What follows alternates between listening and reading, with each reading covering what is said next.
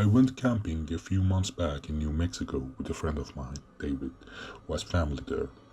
If you like a rustic desert scenery, there are few places in this country more beautiful than the Sandia Mountains northeast of Albuquerque.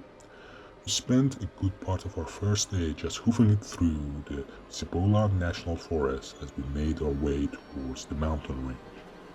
We had plenty more ground to cover before we got to the foot of the mountains, and not much daylight was left, so we settled down for the night when we found a place suitably less rocky than the majority of the trail had been, in the interest of traveling in light and for the simple fact that we'd been in a pretty dry climate. We didn't bring a tent with us, so our tiny campsite was essentially two sleeping bags next to a fire pit where we cooked our dinner. Not long after sundown, we decided to call it a night so we could wake up before dawn and get on the move before the day got too hot. A couple hours or so after I had managed to drift off to sleep, I woke up to the sound of my friend David's voice calling out to me. "Hey, over here! Come take a look at this!" I heard his voice trail off into the woods near the edge of the clearing.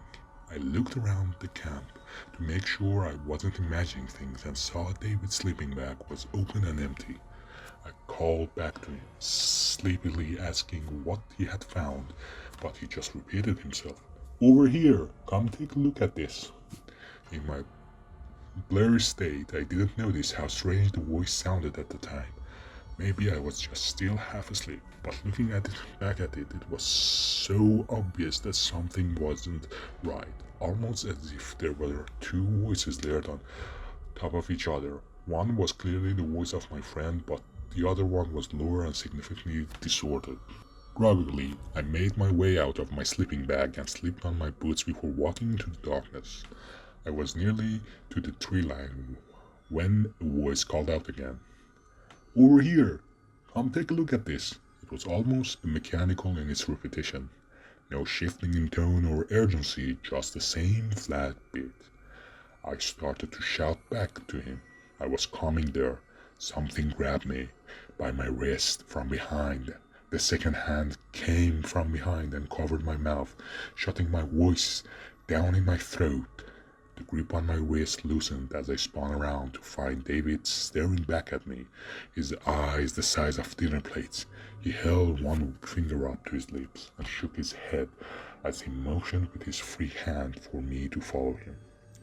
I was confused, to say at the least, but the look on his face told me whatever was happening, it wasn't good at all, so I followed him back towards our little campsite. Once we arrived, he pointed at my pack and sleeping bag before quietly beginning to roll his own sleeping bag into a tight bundle. "What the fuck is going on, man?" I asked him stupidly as I stood in the middle of the clearing. He looked back at me with the same urgent expression and brought his finger back to his lips. Then he pointed at my sleeping bag again and made a rolling gesture. I'm pretty thick sometimes, but I understood his body language well enough to know that something had obviously spoken, enough to make him decide to pull up stakes and find a new spot to sleep in the middle of the night. So I collected my things and followed him into the woods, back the way we came earlier that day. David didn't stop until we were clear of the trees and back on the open. An hour almost had passed. We had started walking. He told me that the voice in the woods I heard was probably a skinwalker trying to lure me out in the forest. He explained that Cibola was a sacred place to the Navajo, and the skinwalkers who hunted there did so to defile its purity with death and darkness. I was not buying it. I had heard stories about skinwalkers, but I was pretty sure David was just trying to mess with me. He was always a bit of a prankster, and I had fallen for a good number of his ruses, as thick as I am. I was about to call him on his BS when I heard my own voice, clear as day, repeat the question I had asked him just before we left the camp earlier that night. "What the fuck is going on, man?"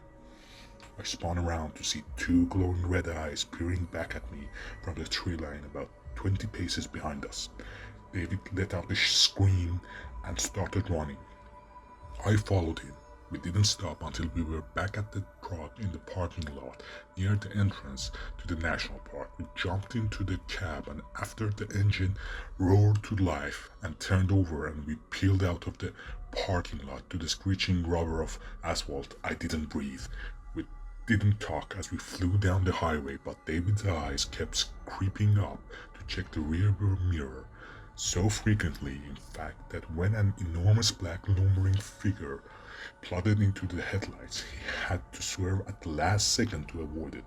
Holy shit, was that a fucking bear? I asked, knowing it was too big to be a black bear and far too black to be a brown bear. He just shook his head and kept glancing nervously up into the rearview mirror as he redlined the old Ford's throttle. I watched his dark skin go pale as a milk.